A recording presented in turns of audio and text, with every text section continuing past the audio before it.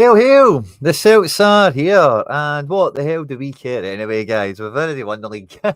We're here to break down and react to everything that we've seen going on this weekend. Celtic played in the early kickoff on Saturday, and of course we had our rivals, apparent rivals, from across the city. And I kind of, they've been in better spirits this week. You know, they've had some non-negative news, but it didn't last very long for them. We've had some controversy as well with VAR. For everyone that's joining us after we've been live, who's watching us from the start, of course, fist bump to you all. Please do hit the like button to support the channel. We've just recently broke through 11,000 subscribers. We are pushing for 18,888, and we cannot do that without your support. If you're watching this live, fist bump to you, by the way. Thanks for joining us. My editor is away for the weekend, so I was kind of in the spot of having to either edit it myself or go live. And I was going to come on and do live reaction yesterday, but I kind of hadn't lined everything up properly. I like to hear from the manager. I like to kind of digest things before we react to everything and break it down here on the channel. And then just the way things are falling, I thought, let's just go live now. At point of recording, it's 10 to 2 on Sunday. So some of you guys might be hanging out with us on a Sunday afternoon. And for any that are catching us after we've been live, of course, fist bump to you all. But I've got a little kind of hit list here. For stuff to go through. I'm just going to open the stream up essentially by going over Brendan Rodgers' post-match press, his post-match comments to Celtic TV. I was going to say press conference, but it's just the Celtic TV one. That will just give anyone who is going to join us live maybe a wee chance to get the notification, get the headphones on, whatever it is, and jump into the live chat and let us know that you're here. As usual, when we do the press conference stuff, I'll pause it and kind of maybe interject and maybe talk about it as we're going through it. After that, we'll do the usual stuff that we normally do on the channel post-match, where we'll jump on the tactics board, talk about some of the sequences of play we've seen, positives, negatives, whatever comes from that, as well as then get into the player ratings that we've seen in the match. Ultimately, as we now kind of cast our eye to our final midweek game, I think probably. I think there'll be one or two post-split, but outside of that, the last one that's on the diary, Aberdeen on Tuesday, which is a bit quick, but there we go. That'll be that. There's a bunch of you joining us live and loud. Fist bump to you all on arrival, by the way. And thanks to everyone that has notifications on. Not just hit subscribe, but they hit the notifications on so that as soon as we go live, they're here live and loud. And love to see you all flying in. A few of you in the comments. Please do hit the like button, guys. It means a lot. It just helps YouTube know we're having a party. And we might find some more Jungle Gyms to come. And, maybe it's not a party atmosphere today after having a loss. But, we don't just sing when we win on this channel. We sing no matter what. So I think without any further ado, I think we'll listen to the manager.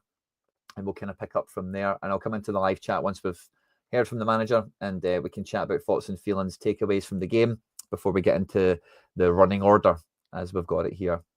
So, yeah, I've not listened to this version of it. I've heard, Brendan's really good at learning his post-match script. And then, whether it's Celtic TV or Sky or, whatever, he's good at getting around all the journals with the same kind of talking points or whatever. So it's only 3 minutes. Let's see what he's got to say to Celtic TV.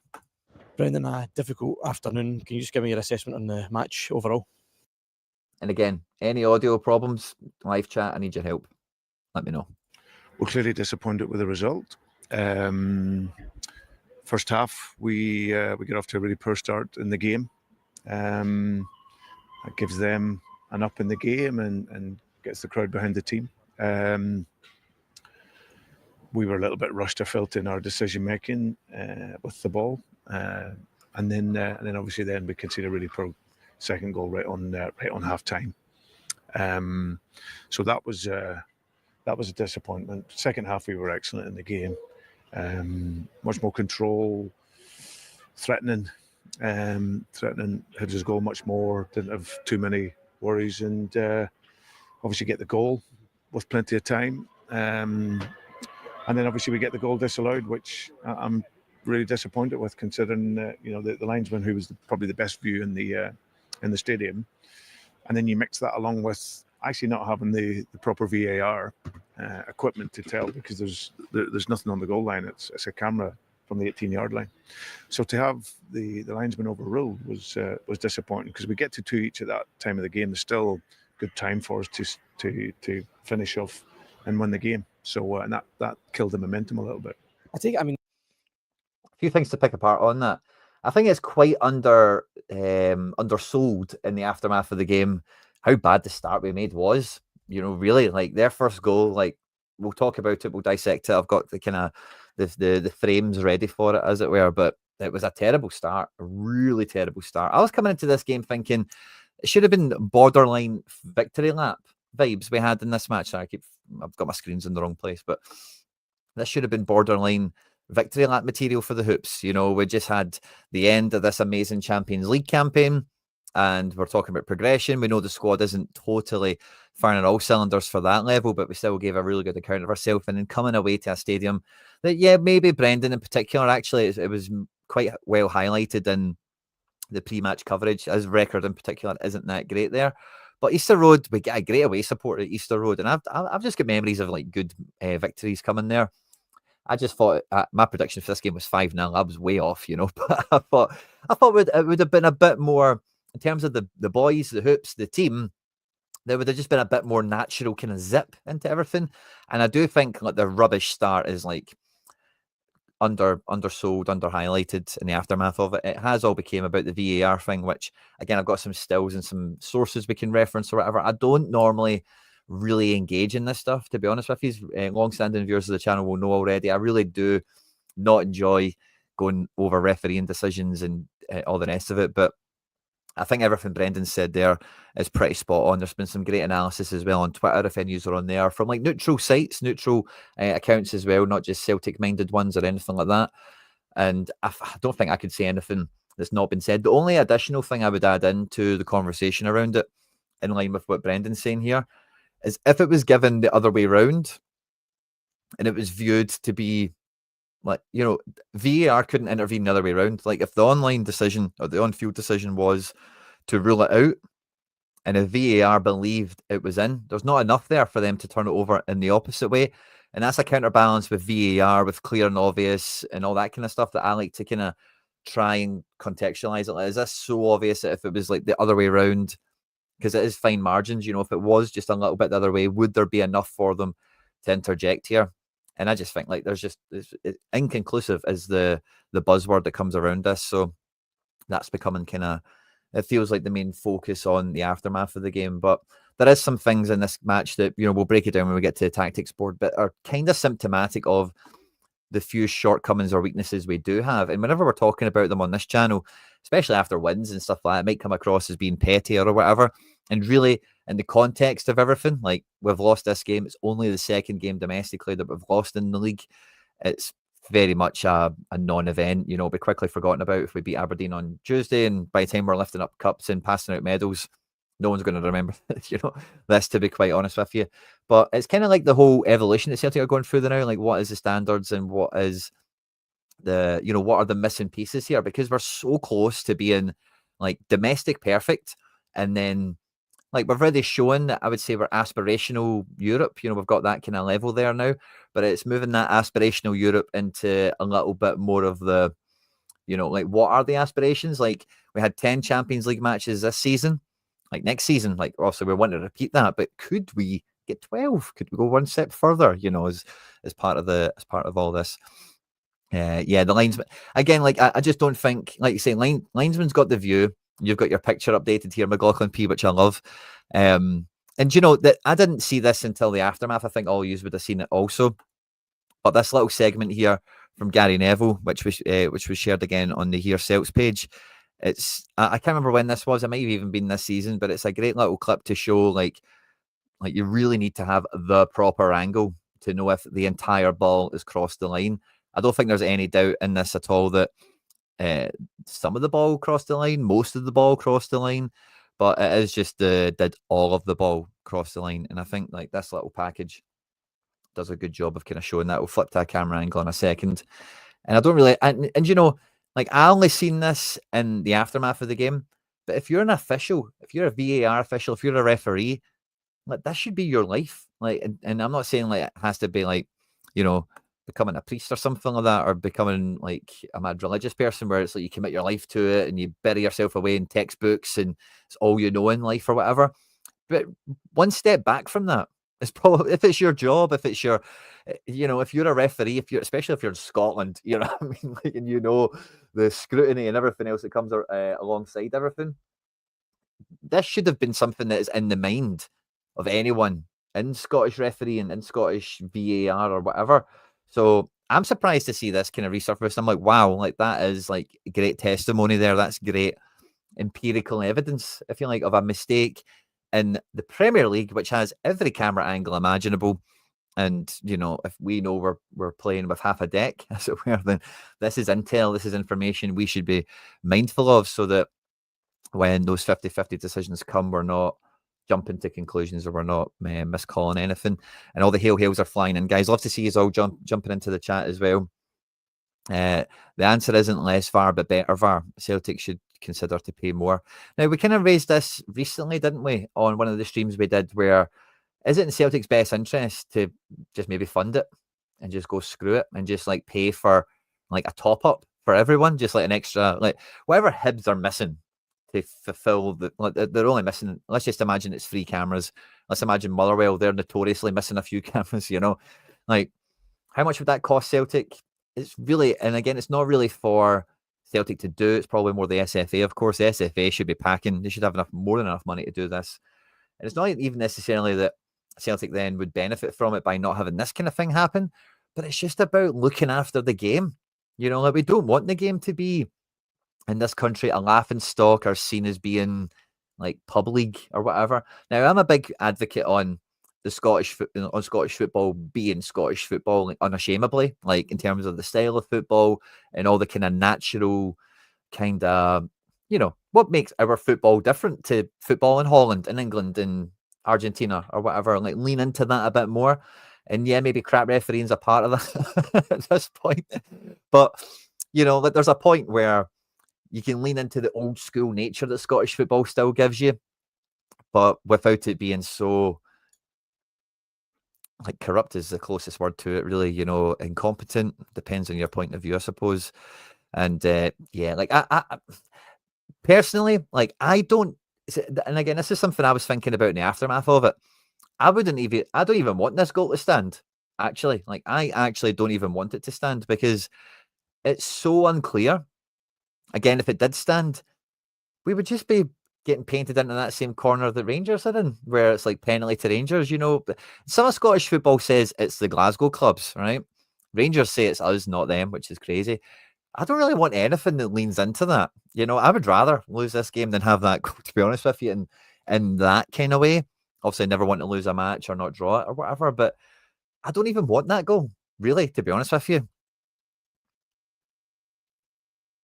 And lots of great chat coming in on some other stuff. I'll just see if there's anything directly back on what I've just said there or anything else that's going in. Celtic could club together. Yeah, I think it's just looking after the game is maybe something to be thought about. But in line with what I just said a second ago as well, I wouldn't mind, like, really just the absolute, like AJCS said it a minute ago, but like in terms of like leaning into Scottish football's identity and it's like old school and we don't have all this crap, you maybe just turn the VAR all the way down.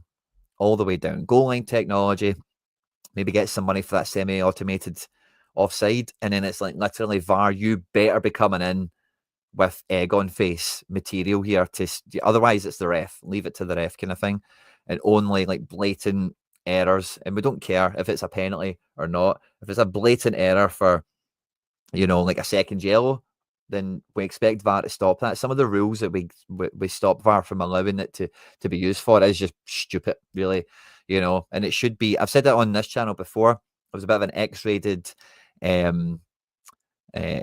what's the word? X-rated rant. And I was explaining basically with VAR, it should be there to eliminate the bullshit, not to deal with the piss or the pish, depending on how Scottish you're feeling this morning. And what I mean by that is like the second yellow thing. Like if somebody gets a second yellow and they shouldn't have got the first one, or the second one's a bit soft, and that's the bullshit it should be sorting out, or a handball that's not a handball, or all the rest of it. But what it ends up dealing with is lots of pish that it shouldn't. Like there was one, was it for the second Hibs goal? They were looking at offside for ages, and it was, I can't remember what it was. Was it a penalty shout? And then they seen it was offside. They just wasted their time with so much pish, and it was like, it's just not really doing what it should do, Now, I'm overall, I don't want to get rid of it altogether, MT Celts, because, like, number one, I was very pro VAR in Scotland because it really should be correcting the abysmal decisions that we've seen over everyone's lifetime that's on this channel, I suspect, that decisions have went for them over the years and years. So you cannot remove it entirely, because we've got, let's just call it what it is, bad actors involved, where those refs given carte blanche, we know what they get up to. We know how many penalties Tavernier has scored. We've got, in the age of internet, we could have an amazing Twitter thread session on putting together all the dodgy decisions that Rangers get for them and never go against them. So we cannot remove it altogether. But can we just turn it all the way down and just make our own bloody rules for it? Like I say, the second yellow card thing, and maybe one or two other little tweaks we can have. Yeah, exactly. Shouldn't be interfering. And yeah, ultimately, I don't want decisions like that deciding games for us. I don't want decisions. I don't want, if it is that unclear, I'm not that upset about it, but it's oh, we should have got that. If we don't get it, we don't get it. And we win enough games where it doesn't need to be Big Dom. There's no conclusive anythings. And I think there's another good picture, or a good thread. Yeah, I've got it here, from Scotland's coefficient, where I think this was taken from a Hibs vlogger, it's one of those people that modern football fans hate. They go to the game with a camera, and as you can see, it's not all the way over the line quite conclusively. So obviously VAR don't have access to that at the time, but again, it just goes to show that they've guessed. They cannot have had and do not have conclusive evidence, because conclusive evidence does not exist. So would you say that this is conclusive? I think it's as close to it as possible, but the different thing is, I think this does a good job of catching every frame, but that's just a different thing with different quality of cameras, as the frame rate and whatnot. So, and you don't know how many, you don't know that this is 4 consecutive frames as well. So it's kind of conclusive, but I'm not going to put my house on it, if that makes sense. Games should be lasting for 120 minutes.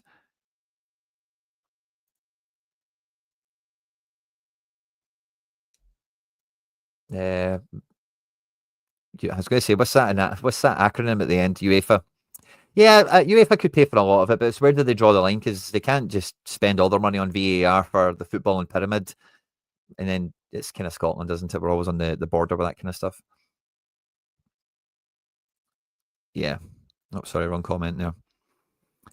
If the SFA has conclusive evidence, then surely Celtic demands to see it. Yeah, I think that's what Brendan's kind of going after here in this as well.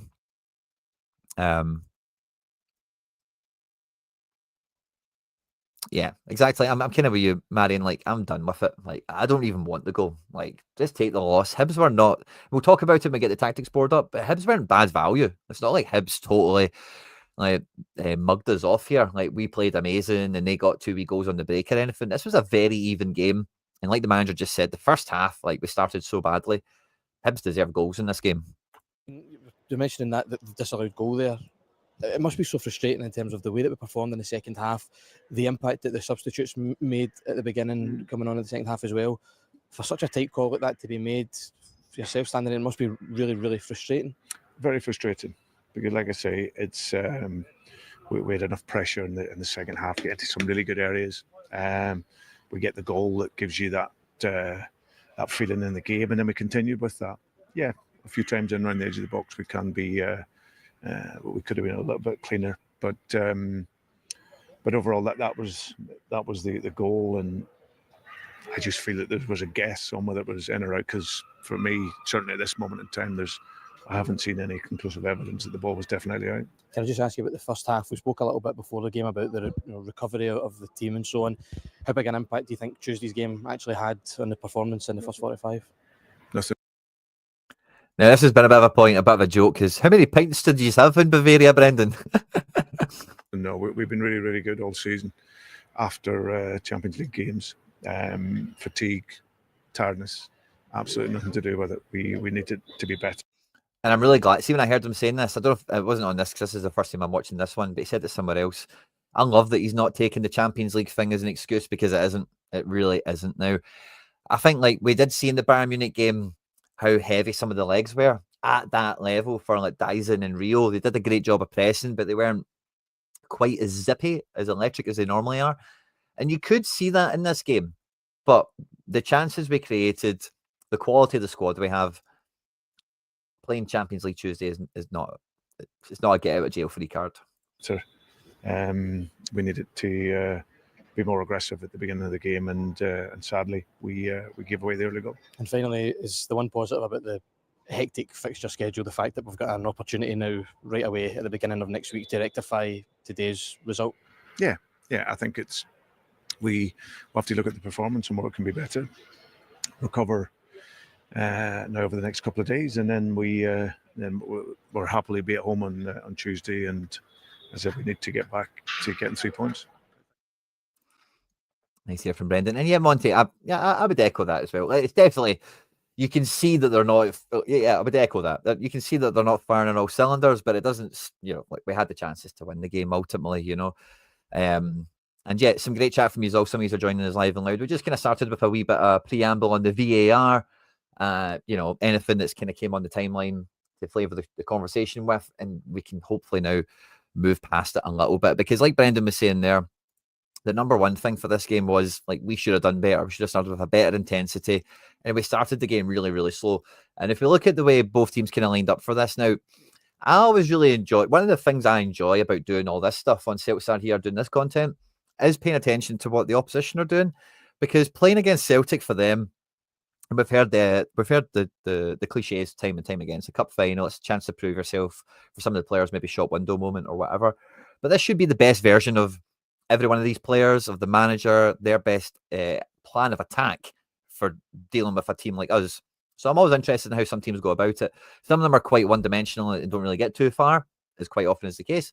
But there's always a team or two every season. Like St Mirren, I know St Mirren done it to Rangers yesterday, but St Mirren have gave us a tough game over the last 3 years quite often. Same with Motherwell on it, back when they had Van Veen and one or two others. There's always been a team that, they just seem to have a wee bit of a different system. And it's like, oh, they actually are kind of on level with us here. And Hibs had a bit of a different approach to this here with a 3-5-2 that wasn't quite the usual 3-5-2, where Campbell was much more of an attacking mid, a support player into the forward line, as well as being defensively quite compact. And normally when we see teams play with a back three, there is like quite clearly it's a back five out of possession. And I do think that Hibs did go into back fives at, for large periods of the game, don't get me wrong.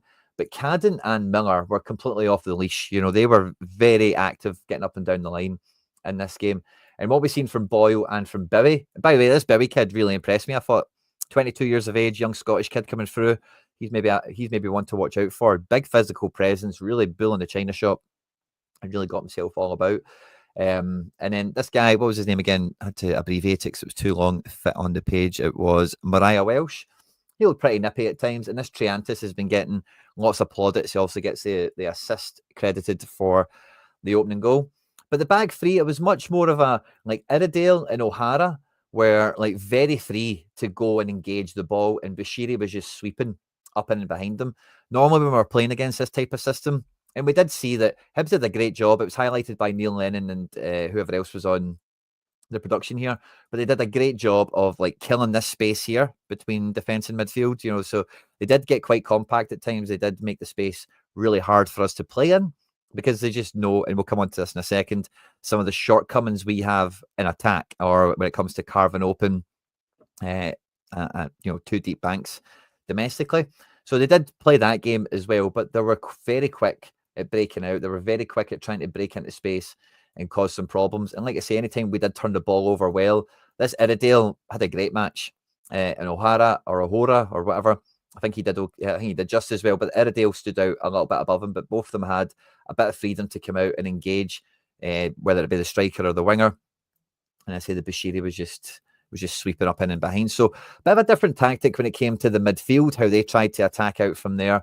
Bit of a different setup. Not Lennon Miller. What's this guy's name again? Lee Miller. Lee Miller. Lewis Miller. I beg your pardon. He's been pretty good against us a few times. A big stocky lad and all the rest of it. And this Nicky Cadden, I've heard people say he's got the best cross in the league. And by the way, like Hibs put in a lot of great crosses in this game. Like between the boy Cadden, Campbell, Triantis, even Boyle, if you look at his assist for the second goal, they were all fantastic. Even set pieces they got, they were all very good at crossing. And this team, like, look at the back three, there were no-nonsense guys. Midfield was quite powerful as well. And in this Bowie, like they had a plan. They had a game plan. They had a route to go. and they made, the best of what they could. Now, the first goal, one or two of you have mentioned Trusty already. Now, I was in the Axom chat. As soon as the goal went in, somebody was asking about it. I forget who it was. And the first thing I said was the centre backs were too close together, as well as one or two other things. But actually, on review of the replay, that was like immediate reaction, and kind of watching it back then now, like, it's not the centre backs that are too close. It's actually Vickers and Johnson. Trusty gets himself, like, see this goal, honestly, like, it just, if this doesn't highlight to anyone involved with Celtic or football the need to have that shield, that protector player in front of the defence, and I don't know what does. Hibs are coming out from the back here, and Trusty comes all the way up to the halfway line here to engage him alongside, is that Engels? It'll be next time Maida was just up here. That'll be Kuhn, Ida, McKeown. Yeah, so this must be Engels. Engels with Trusty comes all the way up here, right? Now, my frustration for this begins right here, right now, primarily because of Callum McGregor. Callum McGregor can see that Trusty is at the halfway line. He can see the gap between the centre-backs right now. He can also see this guy right here in front of him. He is aware of all of this, right? Now, Trusty is went into no man's land here and lost out big time. No two ways about it. But what ensues really quickly from this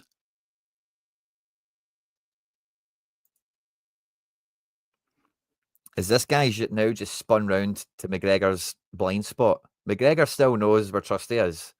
McGregor can see everything in front of him, and he knows over this right shoulder here is only Vickers and AJ. I'm going to just change the screen just to make sure we don't get in trouble with Premier Sports or whoever's got the rights for the games or whatever.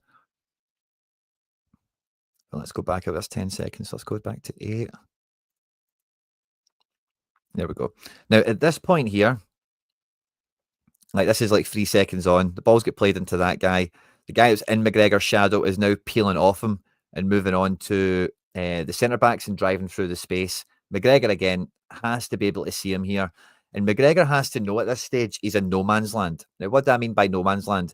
He could go and confront the ball and stop it at source, stop it getting to the guy that's running off him, or he can stay with his runner. Now, what a lot of players will generally try and do in this is they'll try and live in no man's zone for as long as they can and force them into a decision. Either force that guy to run offside and then the pass is not on, or force that guy on the ball to maybe pass somewhere else because he's cut off a bit of a passing lane directly to what turns out to be Campbell in this one. And now, I did also, so again, on first viewing of this, I'm looking at Taylor, and I'm thinking that the gap between Taylor and Vickers is massive. I'm also thinking when this is happening in real time, that's Vickers and Trusty over there with Boyle, but it's AJ. And I thought, oh, wow, the centre-backs are so close together. It's just carved open a huge space here that Taylor's left, and that's the main area of exposure. But also on replay, as you see, Trusty just sells himself up the pitch. And honestly, like, I just don't get how, from being in this position here, and it's not like, I love Callum McGregor. Callum McGregor is on my lucky shirt. Callum McGregor's my favourite Celtic player probably at the club for the last however long. But he's not a defensive mid. He just isn't. And that is highlighted here because of what he does in this position. He's in no man's zone. There's no urgency from him here in terms of like he's just strolled through the pitch here. That man's totally got away from him. He's not got any closer to the ball. And then eventually he commits to going to the ball, like once we roll it on in our second or two. He still moves in that direction. There's no attempt to stay with the run, to cover the run or whatever. Can he run any faster? Is that him running at max speed? I don't know. But it's just zero awareness, like just zero. And then, like, you guys know how the goal finishes up from here. The boy takes it and finishes. And Taylor, Trusty, and McGregor have all been hung out to dry on this one. But really, if you have Bernardo in there, this goal doesn't happen, quite simply. I would even go a step further and say, if you have Liam Scales in this team, this doesn't happen. You know, I made a call for at halftime that would have a triple sub, and Trusty would have been one of them. Because if Scales comes into this zone, Hibs don't retain possession. Scales will either wipe the guy out, win the ball, more than likely win the ball, or maybe it goes out for a throw-in or something like that. In my opinion, anyway, you know. And it's just the recovery for it. if we jump to where the shot's been taking place, like Trusty is just he's in line with McGregor.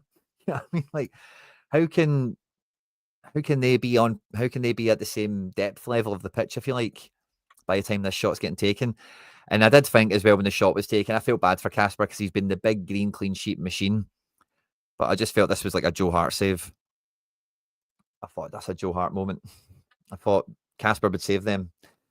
So yeah, I do think like it's quite hypercritical going through that, right? But that is number one. That's one of these problems we've seen at Celtic throughout this season, that McGregor can be exposed. He's got this gravitational pull where he has to go towards the ball.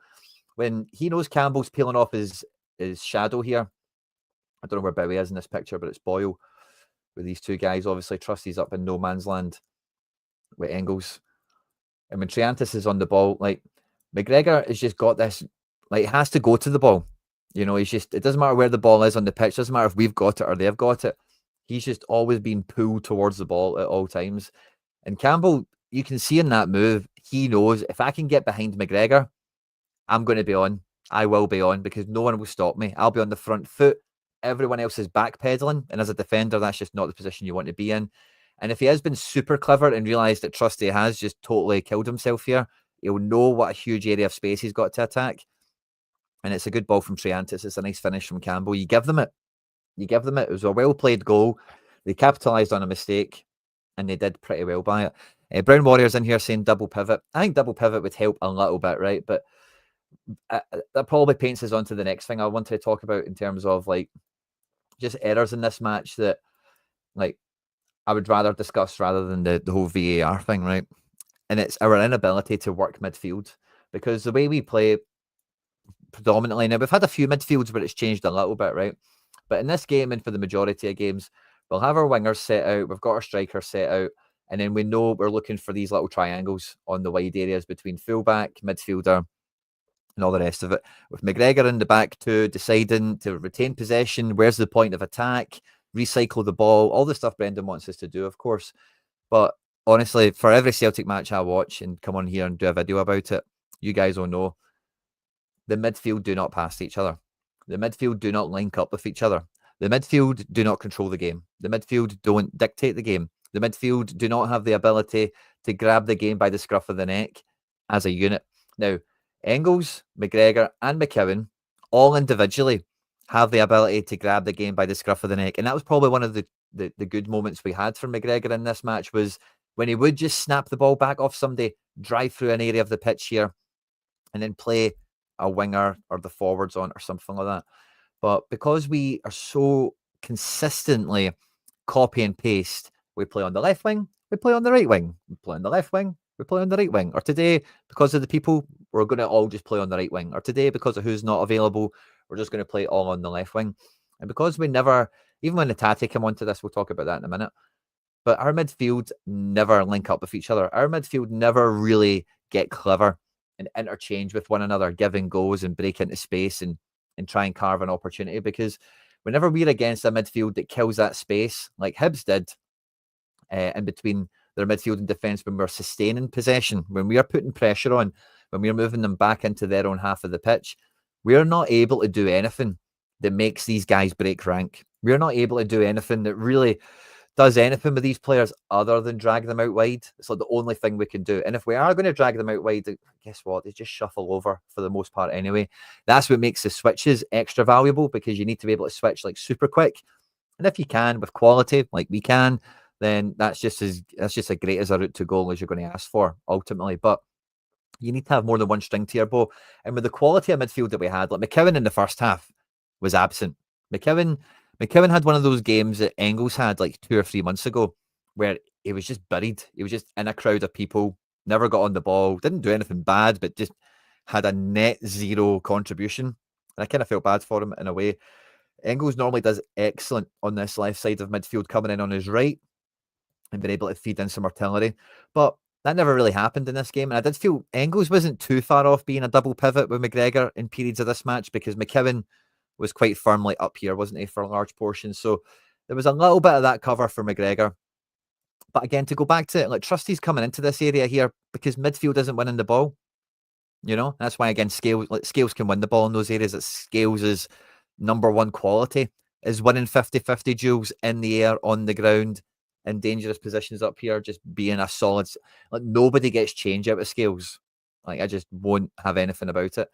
So there's a kind of symptomatic thing there that if midfield were actually winning the ball a bit better, Trusty doesn't feel the need to step up, abandon post to try and make that happen. So again, there's a kind of I think it's just me personally, right? I've from doing my UEFA badges and coaching teams and whatever, but midfield is just the area I've always got like extra attention on. Like forwards are fun to watch and goals and all this, and defense can be something for some people, but midfield is where I get my jollies. You know, midfield is what I enjoy watching. And really, like the midfield are not able to grab the game here. The midfield aren't really winning the ball back. I've kind of ran off in a few different directions, so I'm just trying to bring myself back to the kind of the central point here that we had of the midfield being totally disconnected and not linking up, being one of the main sources of problems. Because a lot of the balls where we're playing, we can think about Ida's chance. So Ida when he gets through, how he doesn't square that, I've got no idea. I really don't. Now Ida carries this persona, gives off this impression of himself of not being bothered, of being like, he's got that kind of demeanor where if he doesn't play great or it doesn't look super enthusiastic, people will throw some stuff at him, right? And that kind of moment is it. And this is the thing that I always used to do my nut in with Kyogo at this point, is especially when we're not winning. The first thought isn't can I shoot? The first thought is he's free. He's got an empty net. It should be passed to him, passed to him. And we've seen Ida actually be that guy in this situation to a Celtic career up until yesterday, at point of recording, up until this Hibs game where it absolutely flapped. He just absolutely panicked and should have passed, didn't pass, and it felt that it was head down from there. But all of the action that we were trying to do in the first half, we were trying to slice balls in and behind. Think about how many offsides there were in the first half. Hibs, for as much as we're talking about them being compact and whatever, that was only after sustained periods of possession. For the most part, Hibs were what the football geeks like to call mid-block, you know, where they were actually trying to play a bit of an offside line, kill the space in the middle of the pitch still. These two guys would be around McGregor more often than not. Maybe one of them would bounce into defence for a press, the other one would kind of sit on him. But they would do this mid-block thing, which has worked well against us in recent weeks from a few different teams. I think it was Dundee away maybe as well, and one or two other teams have been not too bad with it. But everything we were trying in the first half was trying to break the offside trap, which is great, you know, and we had enough opportunities where we really should have come out with something. We even tried swapping sides with Kun and Maeda at one point in this game. But that sort of service isn't great for Ida. Ida can run the channel. He can break the offside trap. He can get one-on-one with a keeper and finish. But later in the game, and I'm kind of getting this in the wrong order or not a great order, but later in the game when Ida comes off, you know, Hibs kind of change it. So it's either smart or accidental from them, right? But they went through the first half, letting Brendan and the team think we've got all this space to try and play the ball in and behind too. Even if they were getting a little bit higher because they were winning, we've got space to play in and behind, playing behind. At halftime, we make a triple sub where we take off Ida for Jota. Now, I do think, can we go to halftime yet? Do we talk about the second goal? Am I missing over something? Let's look at the second goal quickly. Is there anything to mention on that? Just kind of skipping through the highlights here. So I can't actually watch the highlights with you, of course, but oh yeah. So, right, before we get to halftime, the second goal, I'm just going to try and see what frame to try and freeze it on here. This must be like second ball from or is it from open play? Yeah, it's a second ball from a set piece of some sort. Let's swap the screens around. I think it's a corner they've had. And like I mentioned before, their crossing was very, very good in this. We try and get out. Maeda and Kun are the escape to try and get out on this. They keep the ball out on the left. And they get it to Boyle. Can we see Boyle? Yeah. Now Boyle puts in a lovely cross here. One of the best crosses of the match. Ida is still in the box. Look at where Trusty is as well. Vickers has got eyes on the ball also. And when this ball comes in, this is what made me think that Trusty would get subbed off at half time. Because when that ball comes in, Ida and Trusty, both ball watching, both should be thinking about attacking that. Like, I mean, attacking that. And we maybe need to actually just play 2 seconds of it here.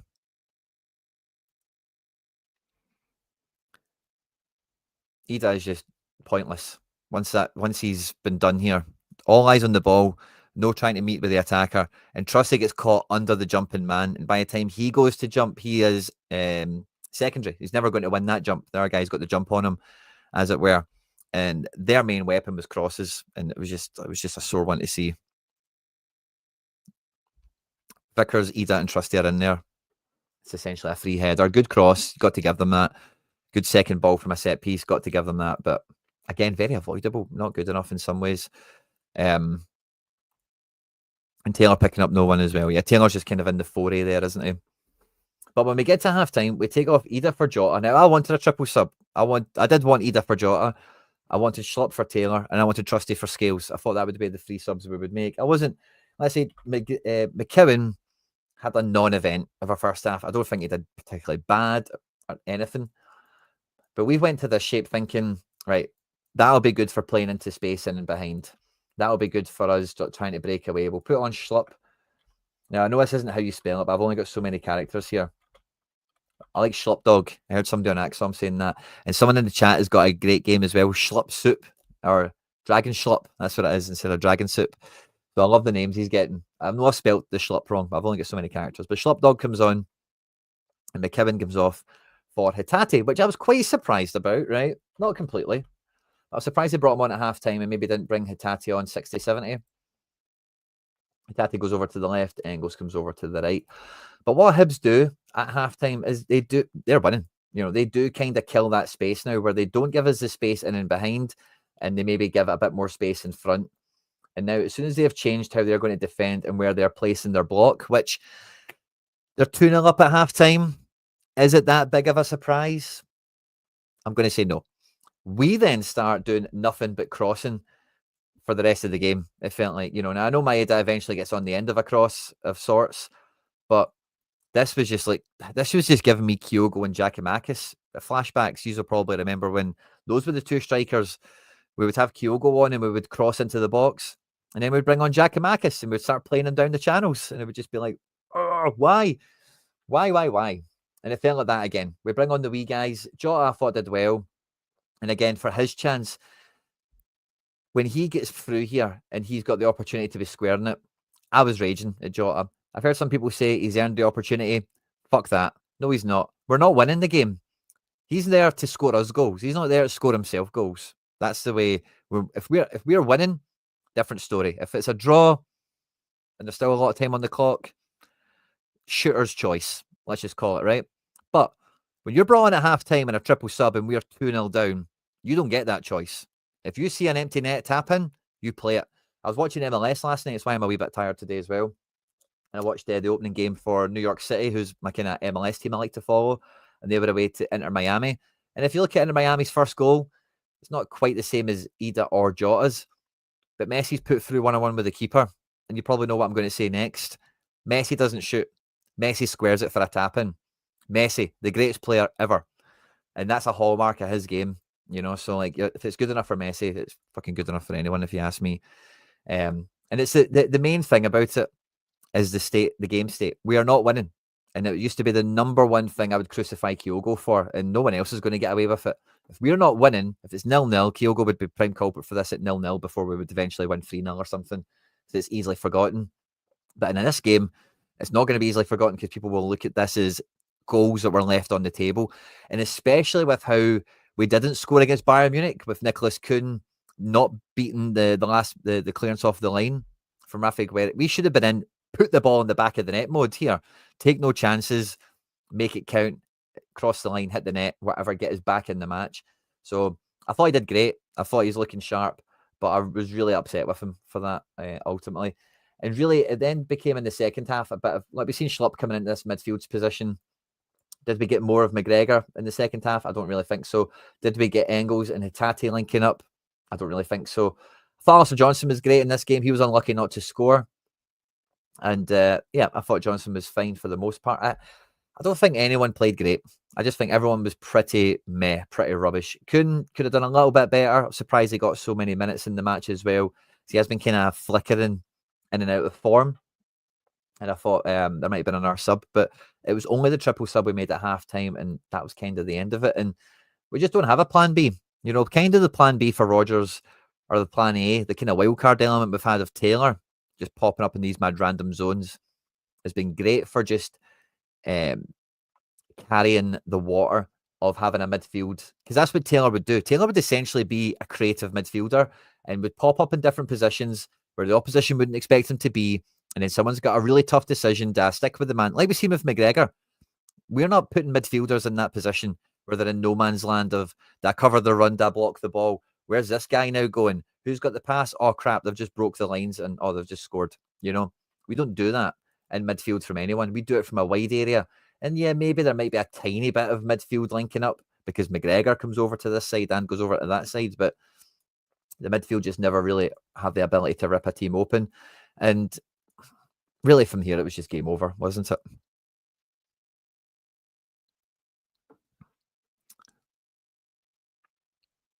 There's been some great chat as well, talking about rotation and whatever, and talking about Christie here. Taylor, McKeown can't play these away games. I think every away game we've dropped points when they've started. That's an interesting one, by the way. Let's go and have a look at that. So I was having a look at this Kieran Bowie earlier on. I'll just put this on screen and then I can go and investigate your theory here. I was looking at Kieran Bowie, 22. He's got a horrible tash. He's not been playing much, but he was quite impressive, I thought. But anyway, what did you say? McKeown can't play away games. I think every away game we've dropped points. They two have started. Okay. Oh no, well, maybe what the best thing to do is look at Celtic away then. Okay, so let's look at Celtic. And then let's look at Celtic away when we've dropped points. This one here, Dundee, McKeown and Taylor. Oh, there's one. Away to Rangers. Don't think we're going to see McKeown here. No. Away to Dundee. Yep, you're right there again. Away to Zagreb is probably not what you're talking about. Yeah. Home to Aberdeen. I say it's not very often. It's not very often we drop points away from home. We're going all the way back to next season before we had McKeown. Iwata was in the team. It's funny to think that, isn't it? So yeah, I don't know if there's that much there, Chris, to really make that a thing. I think domestically Taylor's been fine. I think domestically McKeown has been fine as well, which is why I was quite surprised he did get subbed off, because really I didn't think he was that bad. This is the player ratings for the match, and it kind of shows you it was a real kind of non-event for the most part.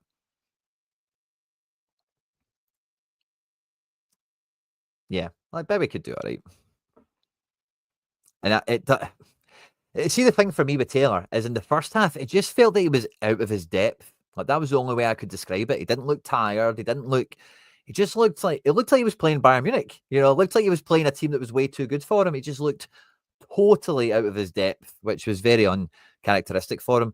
But for McKeown, like McKeown was just buried in the game. And I don't know how to take this, McLaughlin P. I'm a big Stephen Pearson fan.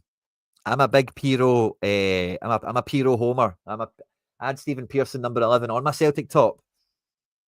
The season he got man of the match in the Nou Camp or at home at Barca, I forget. It was the UEFA Cup anyway. Yeah, he's decent, but not going to. Yeah, fair enough. I can go along with that. And yeah, like I mentioned, Iredale, he's got a 45 out of 100 rating, no clean sheet bonus, which isn't that great statistically, but I thought he had a great game. 11 effective clearances, blocks and tackles are in there quite well. Not much on duel count or passes or anything, but his name was at the end of everything, wasn't it? It's Jota, it's Kuhn, it's Dyson, Iredale. You know, Rocky Bashiri, the sweeper. Not many duels won for him as well, but a lot of effective clearances, a couple of blocks. And O'Hara, again, statistically, maybe not much captured, but wow, 7. So how many clearances? That's like 20 odd clearances between them. Not many duels have been involved in, but that's like putting the ball out for like throw-ins or clearing it back up to the halfway line, that sort of thing. They really took no prisoners. Our top-rated player in the match at the weekend was CCV. Probably not a big surprise. I don't think he missed out on much. 11 duels won, 5 lost, 2 interceptions, huge pass count for him, 2 tackles, a bunch of clearances and blocks as well. I think that kind of sums the game up. I don't think Vickers had that memorable a game where any of these will be like, oh yeah, Vickers was our best player today. But he was, you know. And then behind him, it's tight between Hatate and Maeda, both on 63, but we'll go with Hatate from the bench. He got the assist, which was very jammy for Dyson Maeda. Did he really do much else besides? Not really. 31 accurate passes. He definitely got put on the ball a lot, but not really much came from it. And again, I just think that was Hibs' style change in the second half, where Hatate just didn't really have the space to play in. And because it's the only annoying thing about this system is flipping between these two screens isn't that easy. But when Hatate's getting into these zones here, like the only players he's really got to play with is Jota. Schlupp was coming into midfield, and Dyson was just like buried in between defenders. So like between Hatate and Engels, he just didn't really have any targets to hit, really, for the most part. There was no space to play channels with. And normally we can do quite well at like carving open little opportunities here with underlapping runs and all that kind of stuff. But none of that was coming off for the most part. Nobody had a good game. Yeah. Like it's just a pure non-event of a match. We didn't play good at all. And I think we could have got a much better performance out of it if we had that extra dimension in midfield where we could do something centrally a bit more, where it's not just McGregor deciding I'm going to win the ball and drive into this space, or Engels, I'm going to drive into space and then play a pass down the line, or Hatate getting into a little pocket, sucking a few players close to him and then playing it down the line for somebody. We actually need the midfield to play together. You know, it's just a very underused aspect of our players, essentially. Maeda gets a 63 for his goal. I don't think he really did much in this game. No big chances missed. A couple of shots, a couple of duels. Nothing really to write home about. Look, McKibben, a 42. Did he really do anything in this one? We had a big chance created, a few balls into the box, 20 accurate passes, 9 of them in the final third, 0 missed passes. I don't think he really did bad. 4 possession lost, which would have been him in possession getting dispossessed. Just not really anything that amazing. Callum McGregor got a 45. Let's see how he's built that score out. He's been fouled a few times in the match. Jules, won and lost isn't great. 52 accurate passes, 7 missed passes. And then the final third, he did have 6 points. He had a wee bit of exposure there. Arnie Boy, who takes all the set pieces, 12 balls into the box from corners and whatnot. 5 duels won. He had an okay match, I suppose, but didn't really grab the game. It did feel that he was, if someone in midfield was going to do something, it was going to be Engels. And yeah, that's kind of all I've got for the midfield. Trusty comes out with a big score here because he's been quite busy. 6 effective clearances, 8 duels won, only 3 lost, 2 interceptions. Statistically, quite a good defensive performance. But again, that's what we always say on this channel. You cannot just live with statistics. You need to marry what you've seen with what has been recorded. And like, does this tell me something? Does this help me understand something I felt watching the game? Does this maybe highlight something that I was ignorant to or unaware of? Rather than just, oh, Trusty had a fine game. Get off his back. You know, because if you actually seen it, no, he didn't. Taylor, again, anything statistically, probably not much to go on. It was just, yeah, looked out of his depth, uncharacteristically. And I do go into he's checked out, his head's not in it, because he's never looked that out of his depth domestically for me. I think he's maybe ran his race. We maybe get a cameo or 2 for him at home, like kind of like applaud the fans, nice to see you, pal, kind of stuff. But yeah, not really much else to write home about here. I thought Triantis looked good. He's had a growing reputation in the game this season. Campbell's always been quite good against us. He's had a great match on this one. And Cadden, like I said before, people have been calling him the best crosser in the league, and he came out with quite a good score in this one. So yeah, Taylor out of his depth. I think Trusty's going to get dropped for the Aberdeen game. I think Scales will come in for this. McGregor, I've kind of highlighted him. And Ida, like, I think Ida, just to come back to it again, I kind of mentioned his demeanour or the way he kind of holds himself. It might kind of, some people have questioned him already, mentally or personality-wise, or already a little bit. And he just looked absent-minded, really, is probably the only way of putting it. I don't even put it down to, I had time to think. Like, that's just a cop-out in this day and age. Like, see the whole he's got time to think thing? I can get it if it's a high-pressure, final, must-win 6-pointer game or something like that, and you're breaking from long distance, keepers coming out, asking you a question, you're going to shoot, or, you know, but with the situations Ida found himself in, it was just absent-minded, you know. Yeah, I think that's all I've got to say about the game yesterday. We've did Rodgers, we've did the VAR stuff. We're going to laugh at Rangers for a little bit as well. Will we have a look at their game? I've not looked at it. I had the goalkeeper in one of my teams this game week. Now, I actually put the St Mirren keeper in my worst team because I thought, well, they're probably not going to get a clean sheet at Ibrox, are they? How I was wrong. Hemming with a great game.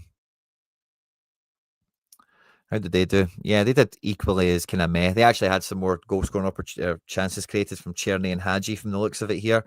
But St Mirren, like I said it earlier, I've said it before, but St Mirren are one of my favourite Scottish teams in terms of like, they actually try to play football. They actually try to win games. They don't just go into it thinking, let's just bank up. Like Jim Goodwin.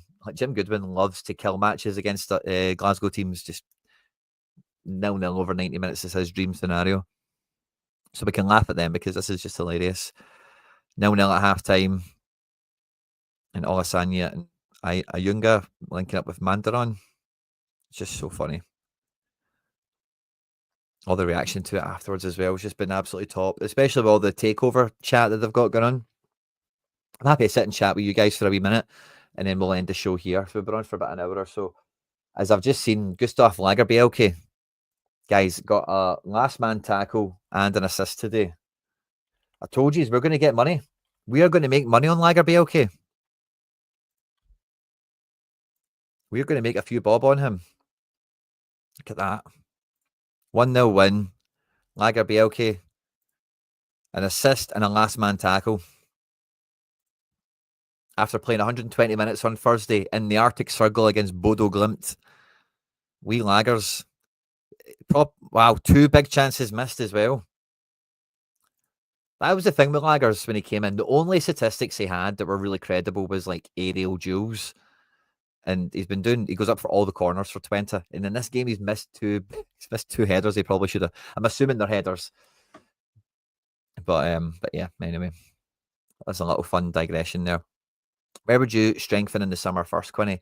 It's a great question, Nicholas. I think there's definitely still the need for another striker. I think that's probably the elephant in the room with the team, is that we don't have Ida coming off for Dyson is fine, but Kenny didn't get a chance in this one. We're also not getting Cummings coming through. We need another striker. He gave away the penalty in midweek. Yeah, I think I've seen that. On Lagers, if we can go back. Yeah, he did. 0 pointer. 0 out of 100 rating. Minus 18. And then the conceded penalty. So yeah, you're right there. But he's been doing great. Look at these performances, by the way. In a decent league. Fair play to the wee man.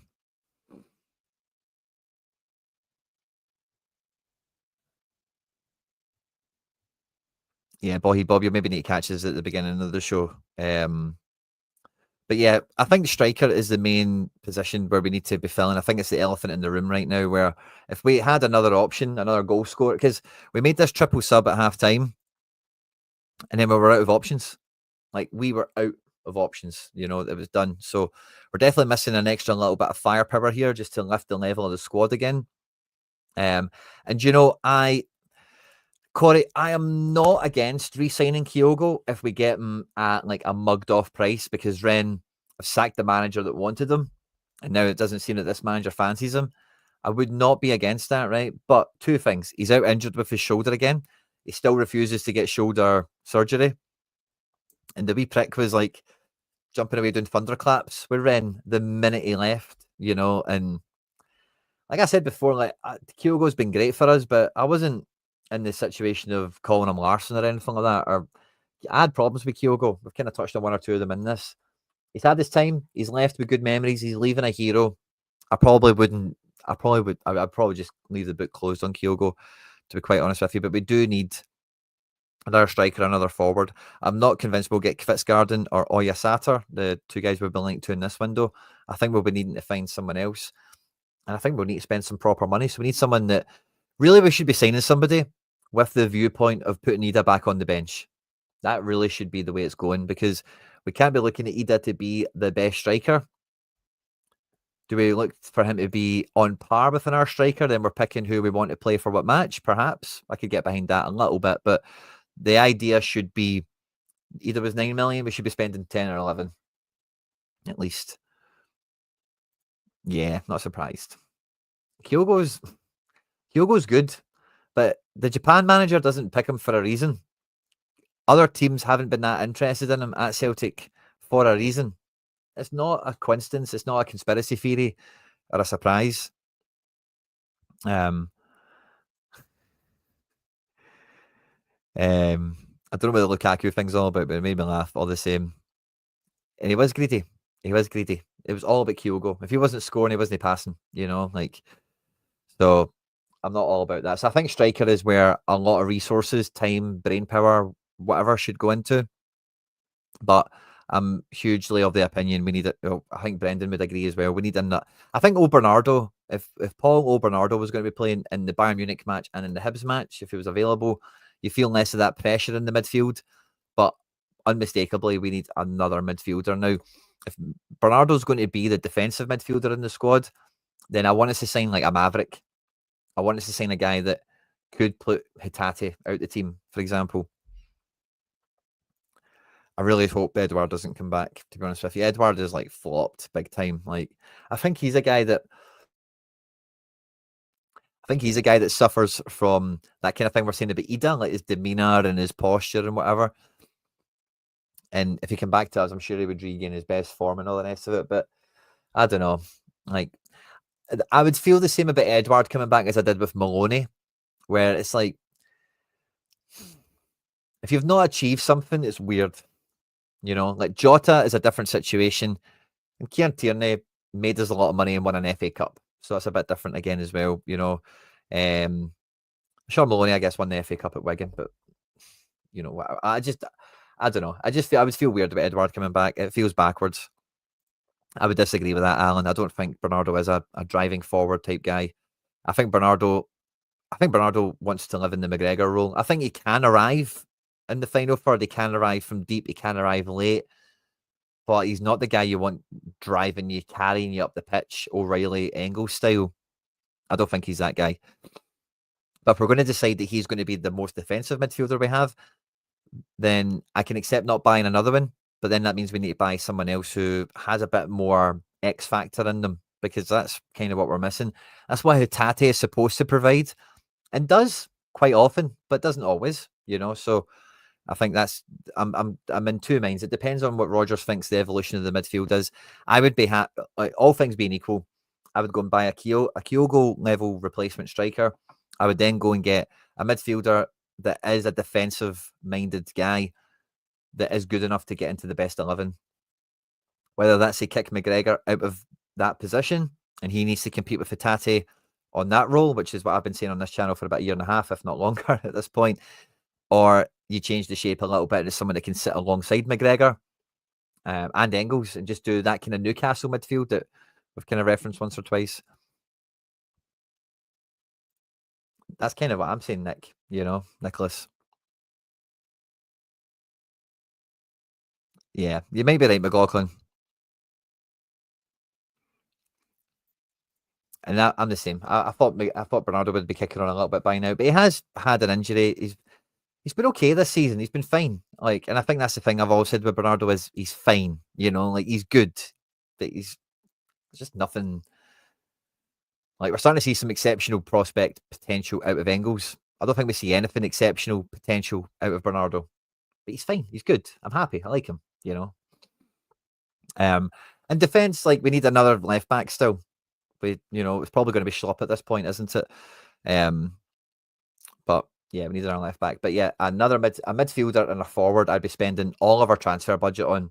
And I don't mind getting Schlupp for backup left back or using Adam Montgomery or Mitchell Frame or whatever. I really don't mind what the backup solution is, as long as we're committed to it and we're not going to just, oh crap, we couldn't sign anyone, so let's just sign Schlupp on deadline day. You know what I mean? Like, whatever we're going to do, commit to it, Schlupp handy for midfield. He was kind of doing that Taylor thing, wasn't he, of walking into the middle of the pitch yesterday as well. Yeah, like, I don't mind giving Frame the spot, really. If it's going to be understudy to Tierney, I don't mind that. And then you maybe have you maybe leave the door open for a January move for another Valley type loan or something like that. Or you maybe even just bring in another Valley type loan, knowing that you don't give a fuck about them. Like if Frame can't step up, then this guy's insurance. And if Frame does step up, then that guy's no playing. We don't care. We'll cancel the deal in January. It doesn't matter. You know, we've got what we wanted. We've got a homegrown prospect. Is that a bit too proactive for Celtic? It maybe is. I'd like to see CCV and Schlupp at the back. I'd like to see CCV and Scales back together after that the weekend. I think Trusty's kind of, and he did good against Bayern. I think Trusty's been fine, but I think the thing with Trusty, right, is I'm willing to concede that he should be in the team over Scales, because it does just seem that the back line got a bit better with him in it. Weirdly, just a wee bit of synergy, a wee bit of composure. You know, it just felt like it did get a little bit better. But if that's not actually if he actually cannot defend that well, then that's not worth having anymore. Scales is the guy for me at the moment. It's a bit of a shame Scales did miss the Bayern Munich matches, because I do think, again, like, it's been nip and tuck between the two of them this season. Maybe it sounds too sensible. Yeah, maybe it does, doesn't it? But yeah, I'm just trying to think if there's anything else to kind of touch on here. For the most part, when we roll into the Aberdeen game next, that'll be I think it's our last, yeah, I think I mentioned it earlier, but it should be our last midweek game for a little while.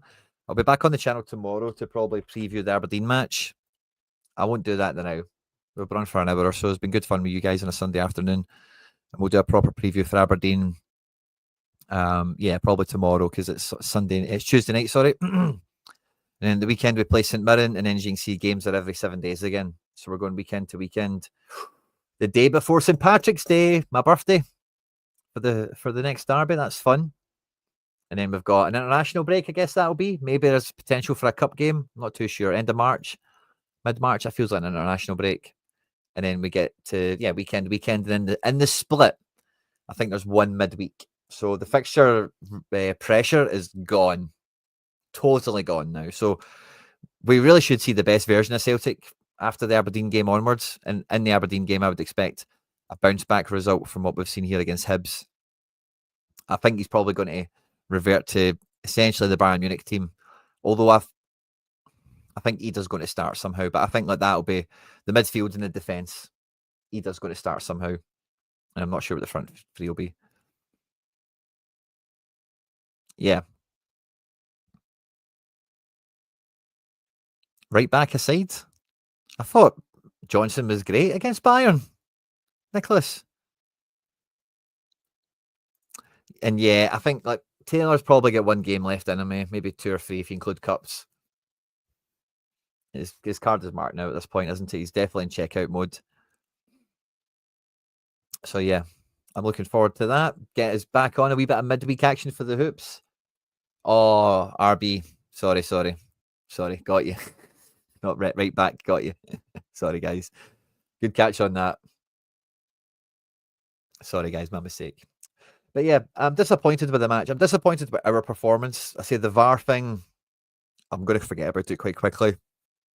Nothing really to be said that's not been said already. Spilled milk and all that caper. Yeah, I think that's pretty much the size of it, guys. Thanks to everyone that's joined us for a little live recording session. We've been here for about an hour or so. Hopefully you have all enjoyed it. Can I see the likes if you've all enjoyed it? Where's that little like page? It tells me if you've been enjoying the show or not. Oh, there it's there. Boom, boom, boom, boom. 44 likes. There's 80 of you at the moment. Oh, guys, the first magic number on the channel, as you should know, is 67. If there's already 67 likes hit, get us to 88. If we're already at 88, let's get to 119 and then 120 and then 121, because that's the way it's going to go this year. So make sure to hit the like button if you've enjoyed the show today. Don't forget to subscribe for more content like this, of course. Enjoy the rest of your weekend. Hail, hail, Mon Hoops.